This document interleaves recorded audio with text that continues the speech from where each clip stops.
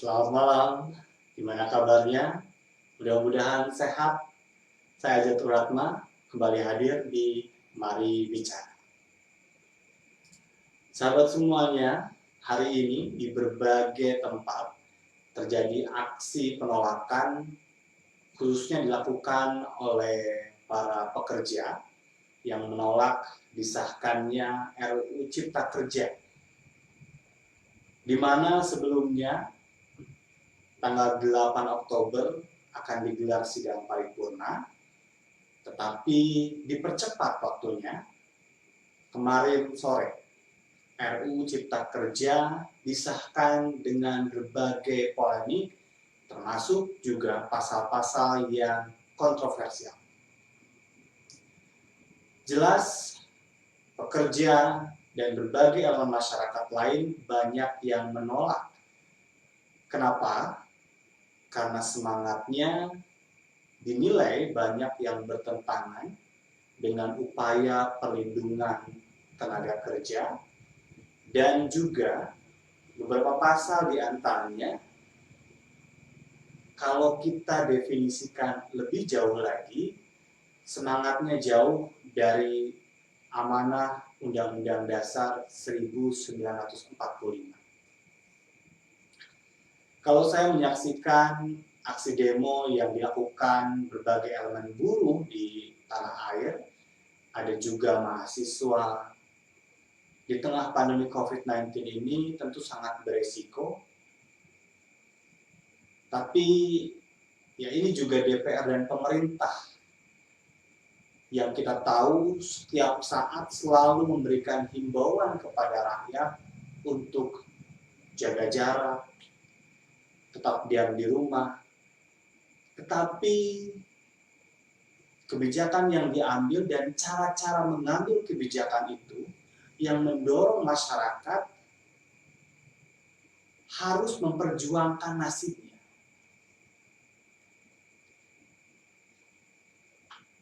Jika mereka yang berada di gedung parlemen itu adalah perwakilan rakyat, harusnya mereka yang berjuang mati-matian untuk menyelamatkan nasib rakyat, tetapi karena mereka-mereka yang duduk di Senayan itu ternyata tidak sepenuhnya mendengar, memperjuangkan aspirasi, sehingga ada banyak elemen masyarakat yang hari ini turun ke jalan melakukan aksi demo.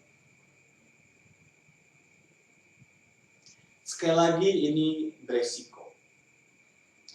Saya membaca surat terbuka yang ditulis oleh Menteri Tenaga Kerja yang menyatakan bahwa bicara tentang pasal-pasal yang menyangkut nasib tenaga kerja memang sudah lama didiskusikan, tetapi pemerintah sendiri mengakui tidak semua harapan dari para pekerja itu bisa dipenuhi di Undang-Undang Cipta Kerja ini. Dan artinya apa? Memang ada banyak hal yang juga menjadi kepentingan penguasa, pengusaha, pemodal yang diakomodir, dan itu akan sangat merugikan nasib masyarakat kecil sebagai buruh yang hari ini saja kalau bicara tentang perlindungan tenaga kerja masih terus harus dikuatkan.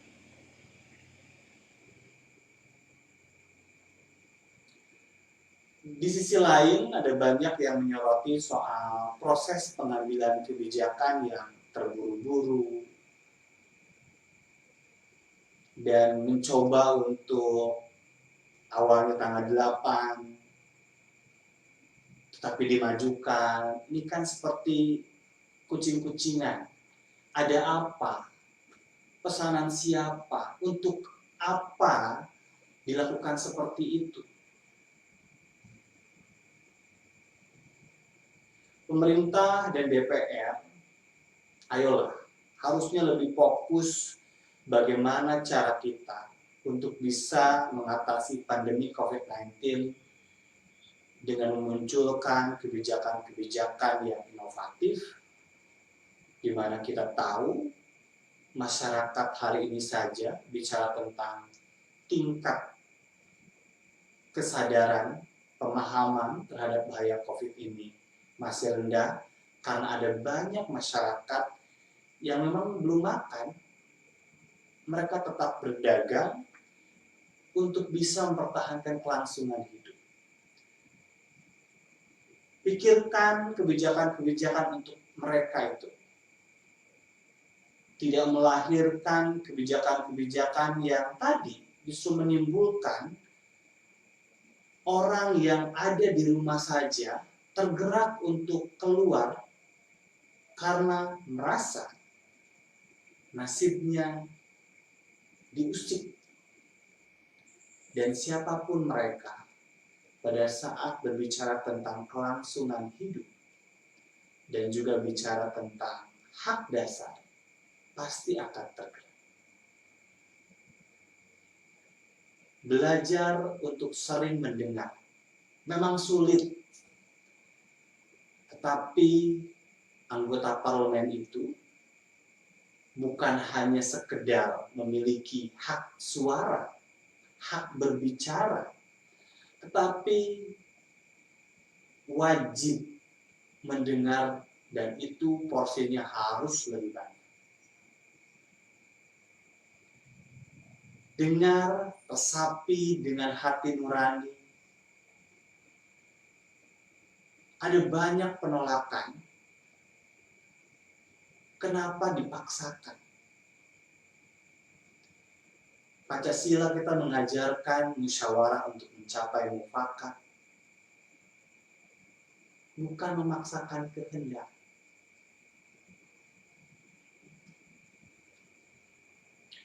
Dan kalau kita berbicara tentang proses pembuatan undang-undang, pengesahan RUU Cipta Kerja ini bukan yang pertama di tengah penolakan.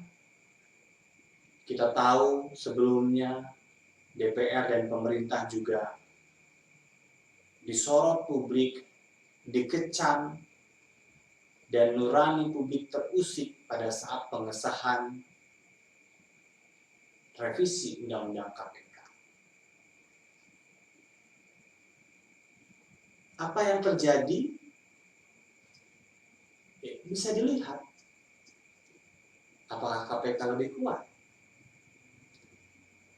Bahkan setahun sudah undang-undang itu berlaku, secara internal mereka yang bekerja di dalam pun memilih untuk resign.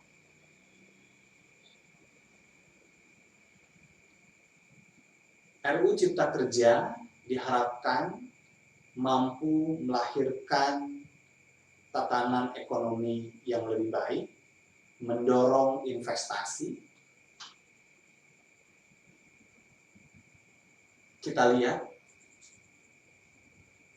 mau berapa bulan waktu yang diberikan untuk pemerintah mewujudkan itu, atau jangan-jangan percepatan pengesahan RUU Cipta Kerja justru dibuat untuk mengatasi kondisi ekonomi yang sulit, di mana para pelaku usaha hari ini dan jauh sebelumnya sudah terlebih dulu melakukan reefisiensi, ada perampingan sumber daya.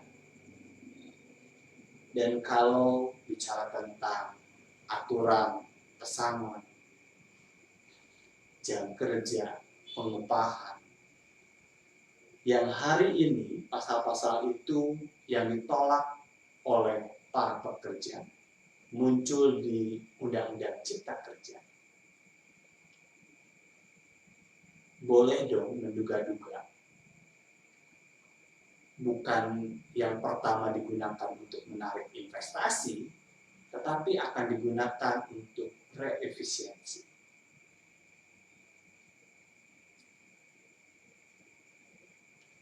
Betul, dalam banyak pasal lain ada hal-hal yang baru yang bisa merangsang lahirnya usaha baru, perizinan yang lebih dipermudah untuk UMKM. Tetapi kalau kita ingin maju, melahirkan undang-undang ketenagakerjaan itu penuh perjuangan. Dan kenapa ada aturan yang mengatur tentang jumlah pesangon, jumlah hari libur, dan hal-hal lain yang diatur dalam undang-undang ketenagakerjaan yang berlaku dan akhirnya beberapa pasal dicabut, harusnya kan jauh lebih baik upaya perlindungannya, tidak malah turun semangat.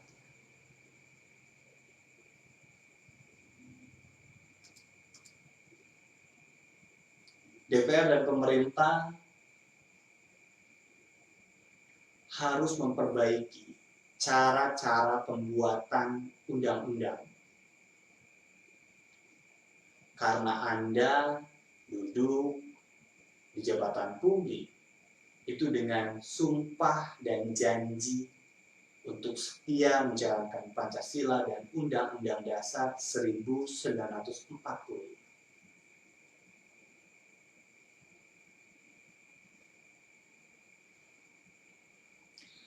Dan tidak hanya bicara tentang nasib pekerja, sahabat. Yang bikin juga kecewa adalah pasal perizinan usaha bagi lembaga pendidikan yang ini merupakan pasal di klaster pendidikan. Ternyata juga ikut disahkan dalam Undang-Undang Cipta Kerja kemarin. Sebelumnya tanggal 24 September, pemerintah dan DPR menyatakan bahwa klaster pendidikan itu dicabut dari pembahasan RUU Cipta Kerja. Tapi nyatanya janji pemerintah dan DPR itu tidak tulus dan bohong. Sekjen Kementerian Pendidikan dan Kebudayaan mengatakan mendengar aspirasi, maka pemerintah memutuskan untuk mengeluarkan. Tetapi diam-diam DPR dan pemerintah tetap memasukkan satu pasal yang kalau kita cermati lebih jauh secara filosofis, ini jelas bertentangan dengan kewajiban negara untuk menyediakan pendidikan yang layak bagi warga tanpa terkecuali minimal pendidikan dasar. Itu termuat dalam pasal 31 Undang-Undang Dasar 1945. Jadi malam hari ini saya ingin mengatakan kepada Mas Menteri dan jajarannya, cara-cara Anda yang menyatakan sebelumnya mencabut klaster pendidikan, lalu secara diam-diam memasukkan pasal yang ditolak banyak pihak itu, ini adalah praktek kebohongan dan bukan teladan. Apa yang bisa dicontoh oleh generasi pada saat Kementerian Pendidikan dan Kebudayaan mempraktekkan cara-cara yang bertentangan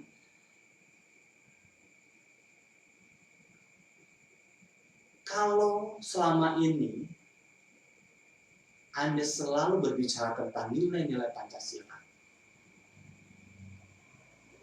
Lalu kejujuran apa yang Anda ingin katakan dengan tidak sepenuhnya klaster pendidikan itu ternyata dicabut dari RUU Cipta Kerja? Anda telah berbohong dan Anda memberikan contoh yang buruk bagi generasi. Bicara penguatan pendidikan karakter, itu yang selalu didengung-dengungkan oleh Kementerian Pendidikan dan Kebudayaan. Tetapi ucapan dan perbuatan hari ini nyata tidak sama.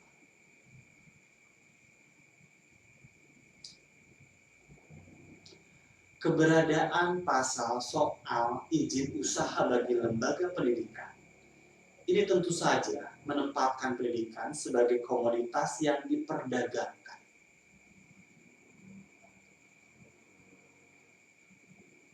Kembali, katanya Anda pada saat memangku jabatan berucap sumpah janji setia pada Pancasila dan Undang-Undang Dasar 1945. Tetapi coba baca pasal 31 dan Anda compare dengan pasal baru dalam Undang-Undang Cipta Kerja, tepatnya pasal 65 ayat 1 dan 2 tentang perizinan usaha.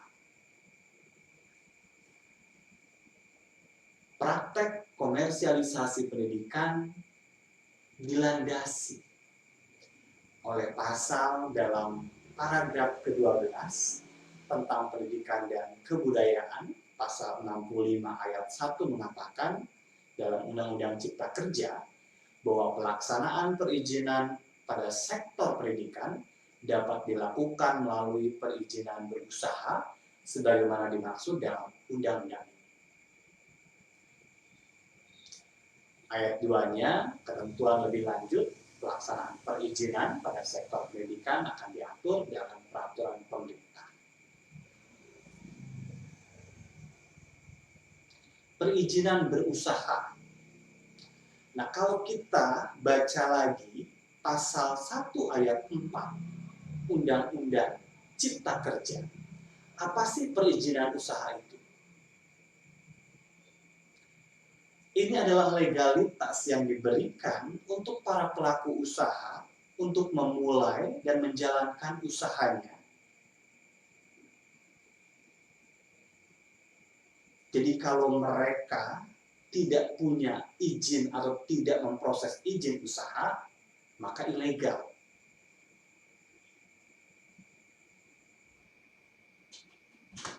Jika pelaksanaan perizinan usaha sektor pendidikan ini dilakukan dengan mekanisme tadi, perizinan usaha, maka berarti jelas menempatkan pendidikan untuk mencari untung. Kenapa saya maksud ini bertentangan dengan Undang-Undang Dasar 1945? Ingat, dalam pembukaan Undang-Undang Dasar dikatakan bahwa salah satu tujuan negara ini adalah mencerdaskan kehidupan bangsa. Negara yang harus menyediakan pendidikan bagi warga tanpa terkecuali. Pendidikan apa? Pendidikan yang bermutu. Dalam prakteknya hari ini, kalau kita presentasikan, ada berapa jumlah sekolah negeri, ada berapa jumlah sekolah swasta. Negara masih belum mampu memberikan layanan pendidikan bagi semua warga. Dan akhirnya ada banyak masyarakat yang tetap harus bayar mahal untuk bisa mengenyam pendidikan. Dalam fakta seperti ini, lalu pemerintah kembali memperkuat dengan alas hukum di Undang-Undang Cipta Kerja ini, di mana lembaga-lembaga yang memang didirikan sebagai lembaga non-profit dituntut untuk punya legalitas izin usaha, orientasinya harus diganti untuk mencari untung, dan rakyat sudah jelas harus membayar mahal untuk bisa mengenyam pendidikan. Di mana keberadaan negara untuk bisa menjamin hak-hak warga.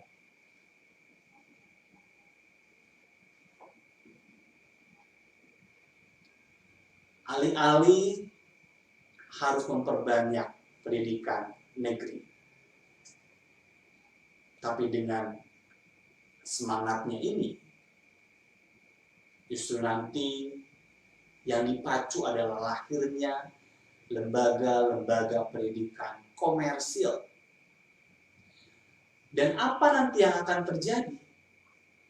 Sekolah murah dan sekolah mahal jomplang. Yang miskin biasa-biasa aja, yang punya uang, dia akan dilayani dengan luar biasa. Apakah itu negara Pancasila? Apakah itu yang diamanatkan oleh Undang-Undang Dasar 1945?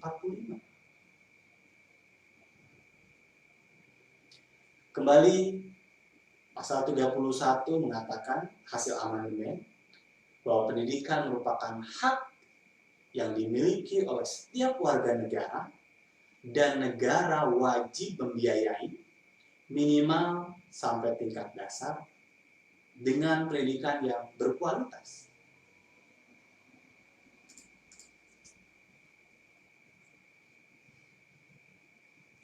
Ini adalah hak dasar warga negara. Bagaimana bisa warga negara menikmati pendidikan jika untuk bisa bersekolah harus mengeluarkan biaya yang mahal?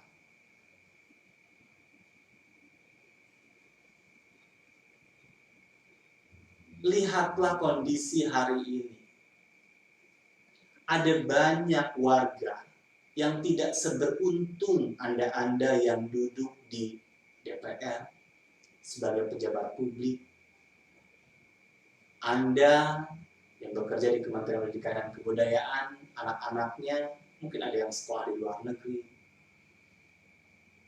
Penghasilan Anda itu adalah hasil keringat rakyat yang diperas jadi pajak, dibayar untuk Anda sebagai aparatur.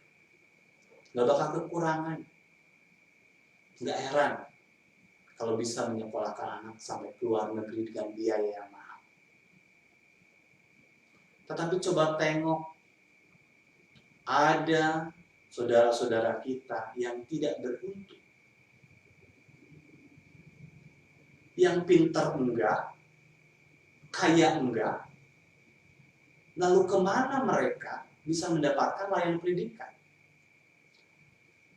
Kalau untuk ke sekolah negeri dengan kuota yang terbatas, mereka tertentang, mereka dipaksa ke sekolah swasta dengan bayaran yang mahal.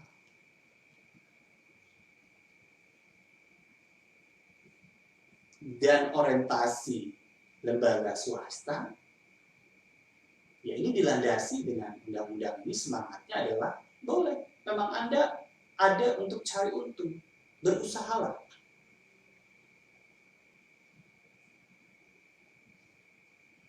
Bukannya disubsidi, malah dipacu untuk cari keuntungan dari rakyat.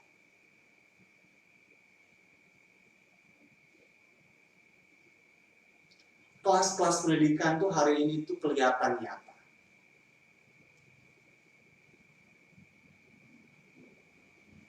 Dan kalau semangatnya adalah semangat Pancasila, ada gotong royong, keadilan sosial, maka sistem yang dibangun itu bukan Darwinisme. Siapa yang bertahan, siapa yang kuat, dia yang akan hidup. Tidak seperti itu. Nggak adil bagi mereka yang miskin.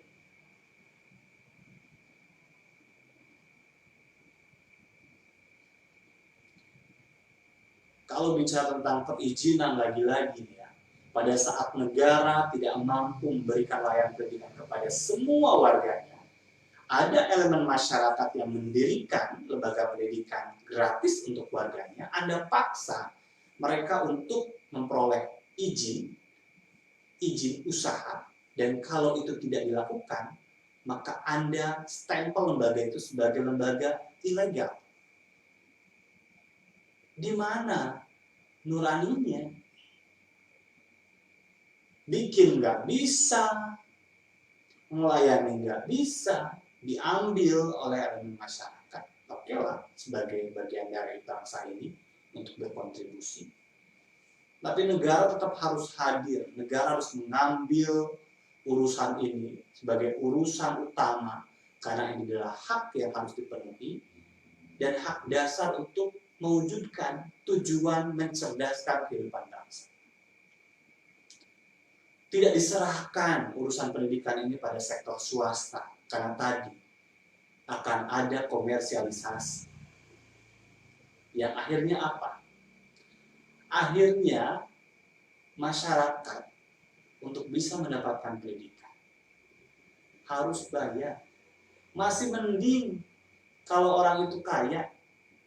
Lalu bagaimana dengan si miskin? Dan apakah yang miskin itu semuanya sudah juga terlayani oleh lembaga pendidikan negeri yang Anda katakan gratis, padahal enggak? Kenapa saya katakan padahal enggak ya? Karena dengan dalih adanya perizinan dari atau persetujuan dari komite sekolah yang merupakan perkumpulan orang tua wali murid, sebetulnya dalam prakteknya ada banyak pungutan-pungutan yang dikeluarkan oleh sekolah untuk membiayai hal-hal lain yang memang posnya tidak dianggarkan dari dana bantuan operasional sekolah. Misalnya, ada sekolah yang meminta ruangannya tambah AC, dibebankan kepada wali murid. Betul, ada persetujuan komite sekolah. Tetapi di sekolah negeri itu harus tahu, tidak semua orang kaya. Memang ada orang mampu, tapi banyak juga yang nggak mampu. Yang terkadang, akhirnya mereka terseret-seret untuk ikut gaya dari sebagian masyarakat lain yang mampu. Ini yang terjadi. Jadi kalau gratis, itu nggak ada di sekolah negeri. Pasti ditanya, ngeluarin uang nggak? Pasti ngeluarin uang. Entah untuk apalah. Dan masing-masing daerah berbeda, ya. Masing-masing sekolah berbeda.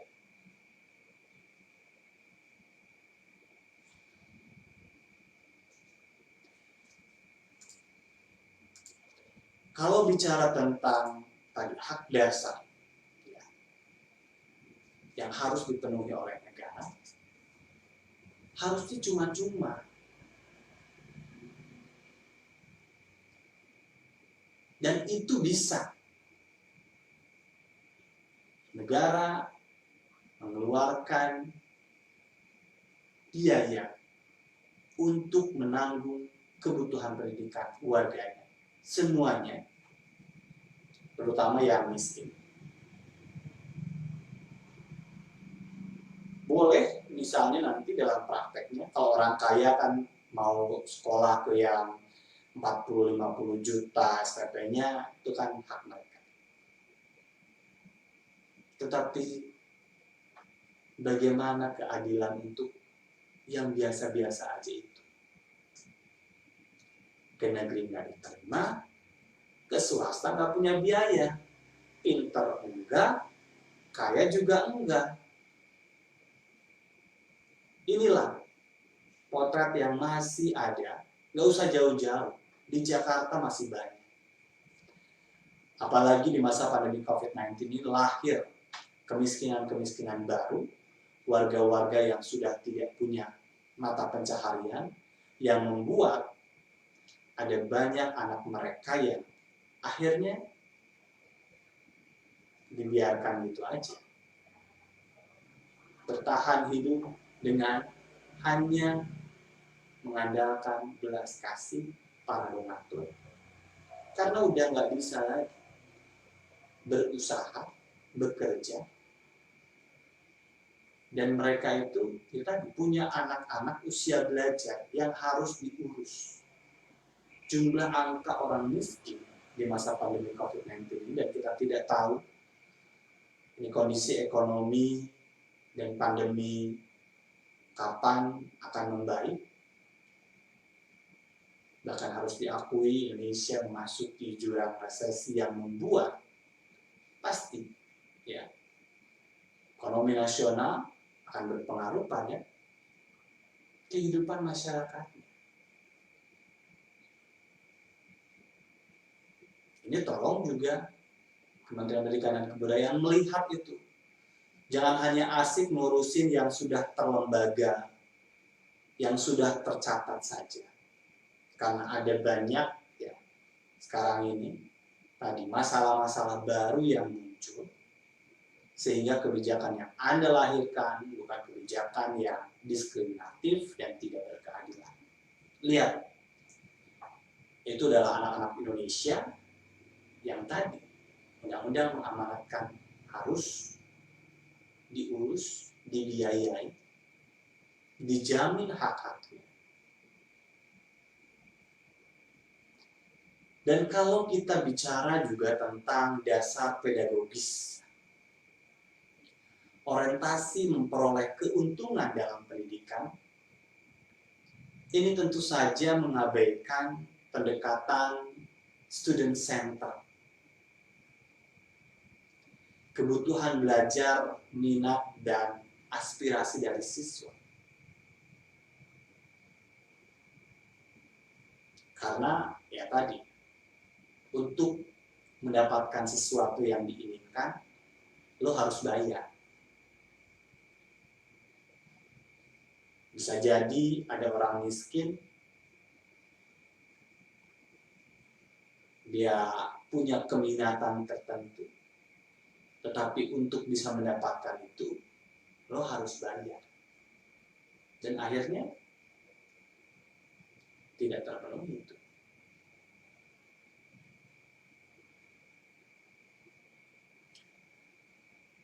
Potret pendidikan nantinya, kalau bicara tentang pendidikan yang komersil, pendidikan sebagai komoditas yang diperdagangkan, maka akan tergambar ada pendidikan murah, sama kan? Ada toko kelontongan, ada supermarket. Ya sama kan? Kalau usaha kan seperti itu juga. Ada warteg, ada resto, ada melati, ada bintang 5.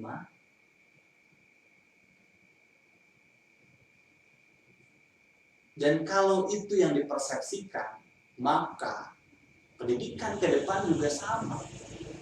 Ada yang murah, ada yang mahal. Ada yang kelasnya cuma kayak toko kelontongan atau warteg.